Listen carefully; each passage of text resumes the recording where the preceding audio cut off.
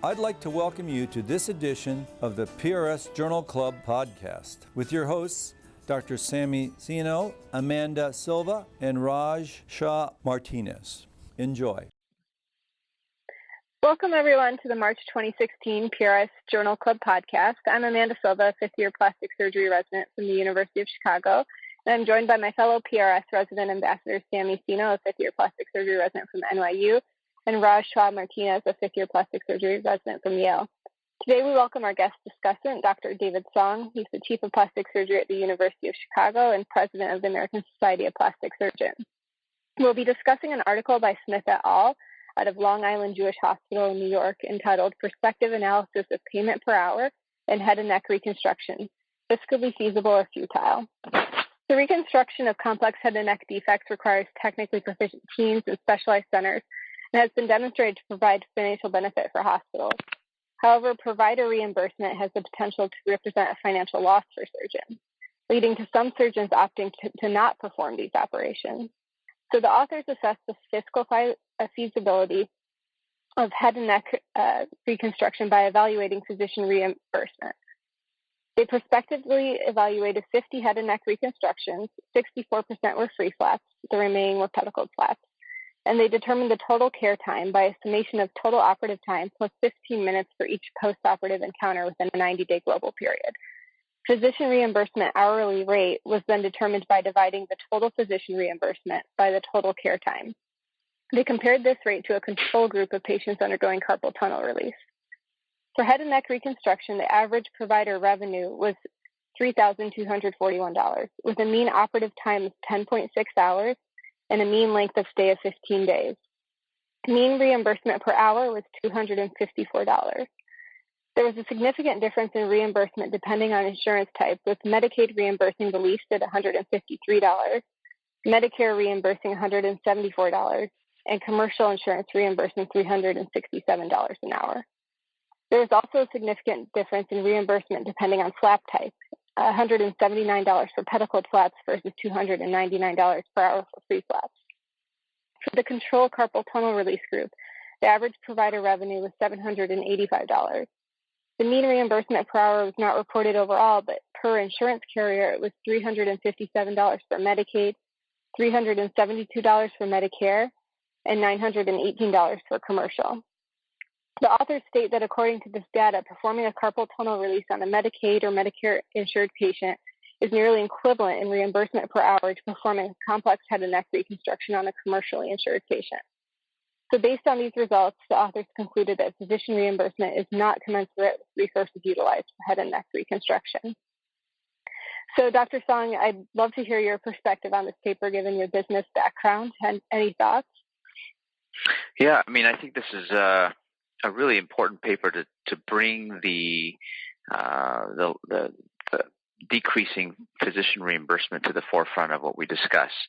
The methodology seems to be appropriate. However, when they look at mean time for operation, obviously this differs greatly. Someone that's experienced may do the same flap in 4 hours versus someone that's inexperienced that does it in 12 or 13 or longer. And so there is a potential flaw in looking at that provider reimbursement. As an aside, I don't like the word provider because we're surgeons. I didn't go to provider school of medicine, but that's just as an aside. So surgeon reimbursement and trends are, obviously decreasing. And I think that we have to understand that reimbursements for what we do on a surgical level continues to be flat at best, if not decreasing. We actually have a paper looking at a Monte Carlo simulation of what's going to happen to reimbursements over the next 5 years, and it doesn't keep up with the consumer price index. So inflation is going to outpace physician reimbursement dramatically over the next 5 years. So what does that mean? What the importance of this paper, I think, is in the discussion and really homing in on the fact that the most important thing is that we have to partner with our physicians, with our hospitals rather. Physicians have to be aligned with hospital systems in general, because the greater DRG reimbursement for point of care of patients is dramatically higher obviously on the hospital side, almost a 10-to-1 ratio. So for every dollar that a surgeon is reimbursed for her or his care, the hospital is looking at $10 for the global care of the patient. So when we look at that level of partnership, you're starting to see trends of greater alignment in the forms of employment models. So unfortunately, I think the days of individual surgeons, even in a group that are independent contractors that come to a hospital to do these type of reconstructions, unfortunately, I think are numbered, because the partnership and the goal alignment of both the expense side of things and the revenue side of things are not completely aligned. So that's the greater point, I think, of this article. I think we have to really realize that quality reconstructive care is the foundation of what we do in plastic surgery. Clearly, it's 90+% of what I do. And I think when we start to recognize that we bring these patients into a hospital system to then have excellent care by an excellent team, we have to look at cost containment and global reimbursement as opposed to just physician or provider reimbursement. Because when you separate those, clearly the surgeons lose, and the disincentive to do these type of operations are going to increase. So, in general, I think this article really brings to light the realities of the independent or the group practice out there that's trying to do great work. I think the threats are manifold, and I think we need to start to have that discussion on institutional levels, on a society level, to think about how we can best provide and equip our physicians to do the great work that we want to do, that we need to do, and that ultimately benefits our patients. Mm-hmm. Mm-hmm. So, Dr. Sawh, what advice would... Oh, sorry, go ahead. No, was it Raj? It's totally fine. Yeah, this trend of... One, I think cost containment across the healthcare system has obviously been the big impetus for Affordable Care Act and where we need to go as a society. So I think that's become sort of the obvious thing for us all, and we're all dealing with sort of the pains of that. And I think for reconstructive surgeons, this trend is becoming to hit home a little bit more. And one of the things that always sort of comes up as a question that I think people don't necessarily like to think about or ask is, we're all macroeconomically tied to reimbursement rates, right? And no one likes to necessarily talk about this, but surgeons in all fields, not just ours, ultimately on a macro scale seem to make decisions somewhat based on reimbursement. Yes, in critical situations we choose one thing, but procedures sometimes fall in and out of favor based on this. And big complex reconstructions at times do push the envelope, but if the reimbursements aren't going to be there, do you see the era where, to put a fine point on it, with, let's say, deep reconstruction or microsurgical breast reconstruction may become less if the reimbursement rates, are such that tissue expanders or implants for patients, even if the candidates may not be all that great, the surgeons may not want to spend 8 to 10 hours doing a bilateral deep when, they're not necessarily getting reimbursed as much. And on a macro scale, do you think that's going to change the practice patterns? Yeah, Raj, that's a good point. I think we're starting to see that already, right? So 70+% of all reconstructions are alloplastic or implant based, and that's rising. Autologous reconstructions are being now focused at major metropolitan areas and primarily in academic medical centers. Now, having said that, what you will start to see is that the contribution margin per case, per point of care of a patient is quite considerable when you do complex reconstruction for the hospital. So back to this article, and let me digress for a second. The comparison with the carpal tunnel is actually not a very good comparison because it's an outpatient DRG, and so while the provider in this situation gets paid more per hour, the hospital gets dramatically less per hour. And so when you look at the contribution margin for things like complex head and neck reconstruction, the better comparison would have been something that's an inpatient, perhaps, hysterectomy maybe, or some other operation that has similar qualitative and quantitative measures that allow patients to you're comparing apples to apples. So the one thing, one criticism exactly, because carpal tunnels are outpatient and they're done in a surgery center. So it's going to be reimbursed dramatically differently on the hospital DRG side. And so to compare, provider reimbursement, it really is apples to oranges. Now, having said that, you bring up a great point, because I think what you're going to start to see is that if we don't align with our hospitals, you're going to notice, and this is happening already, that global reimbursements, even for point of care to the hospitals, are flat or decreasing. And so what do we have to do? I mean, the net income for a hospital system is based on revenue minus expenses. So I really firmly believe that the days of ordering a CT angio, an MRA, using, all these different tools to, the SPY plus this per case, just dramatically increases the expense side of things. And the net income for these type of cases will decrease, and the contribution margin will decrease. So it behooves us as a society to figure out critical pathways that and training pathways that allow us to do quality surgery in less time with better outcomes. And so the future, in my opinion, is when you look at, and these prices are all going to be transparent very, very shortly. So the future of it is you're going to see the University of Chicago healthcare cost for DEEP flap is, global care cost of care is, let's say, $22,000. University of St. Elsewhere is $48,000. University of Northern St. Elsewhere is $52,000. And you're going to start to see that patients are going to gravitate towards the lower cost centers because it's a proxy for quality. And that's sort of counterintuitive to what we believe. But the lower cost platforms are truly going to be a proxy for better outcomes. And we're seeing that at Geisinger Healthcare with cardiac surgery. We're seeing that at Cleveland Clinic.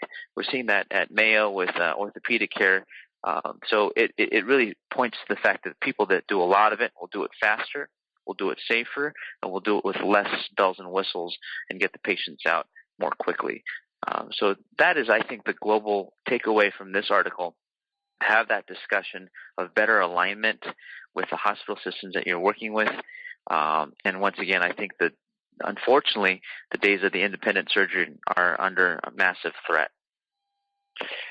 Dr. Song, if I can just ask you, if you were, a lot of young surgeons, residents are going to read this article, and they're going to potentially be discouraged by the finding that potentially these bigger cases are not potentially as financially rewarding. I think that's something that, obviously is sticking out from the results section. And somebody without your expertise in business and understanding of economics in the hospital may not pick up on the nuances of what you're saying. So if you had to say in a couple of sentences, you were talking to a room of residents that read this article, what would your take-home message to them specifically be, sort of summarizing all the great points that you've made?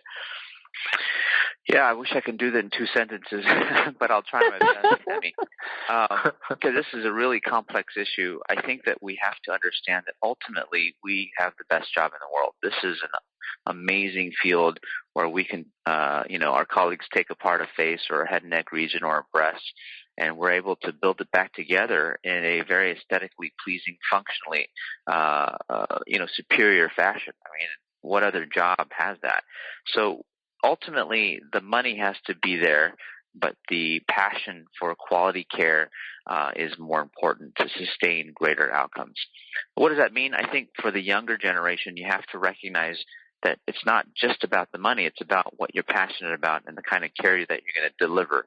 My hope is that, hopefully with, going to business school, I think I've sparked hopefully a generation of people to do the same. And we're starting to have leaders that understand the revenue cycle and can help to build systems that align goals with physicians, surgeons, and the hospital. For instance, if you build a compensation structure that aligns productivity with quality in an employment model that rewards efficiency and cost containment, then everyone wins, especially the patient. And so hopefully with leaders that have this business training, we're able to create better situations for our younger future generations of surgeons like you guys. Mm-hmm. Great. I have, Dr. Song, I just have one more question. Sammy kind of touched on something I was interested in, but also, we see a lot of head and neck surgeons coming in and starting to do microsurgery. And is there some sort of incentive from the otolaryngology department with these future bundled payments, do you think? Or do you think regardless if you want to go and do head and neck micro and you're the best surgeon, you're coming in and you're able to do it efficiently, that you wouldn't necessarily face a hurdle because you're plastic surgery trained versus ENT trained? Amanda, great question, and that's the immediate biggest threat to trainees that want to do head and neck reconstruction is because our ENT colleagues are training their own to do the same. I personally happen to think that we do it better, and I hope my ENT colleagues hear this podcast and recognize that we can partner together because it's all about patient quality and patient outcomes. Mm-hmm. Having said that, many medical centers, ENT and plastic surgery are different departments that compete for the same resources, are different cost centers. Mm-hmm. They're measured on metrics of caseload, RVUs, et cetera. So there's an inherent desire to keep those RVUs and cases within the same department. Fortunately at University of Chicago, as you know, Amanda, we're all one department. So ENT and plastic surgery work together very harmoniously because it's all about the departmental goal. This allows us the freedom to then really hone in on what's best for the patient. So we're very fortunate, and I recognize that we have a structure that allows us to be harmonious and, sort of the rising tide lifting all boats attitude. I hope to see greater collaborations in the future. I think you're going to see that with greater consolidation of healthcare systems. We just need to be at the table to have these discussions with our ENT colleagues to show them and to be partners with them and to frankly learn from them. So we have to have that attitude of partnership as opposed to I do it better than you. We do it better together is probably the better attitude. So that would be my parting words about folks that want to really pursue head and neck reconstruction, because we need more, we need a greater presence, and we need a stronger presence to be collaborative with our ENT colleagues. Mm-hmm. Okay, great. Thank you, Dr. Sawh. It's a great discussion.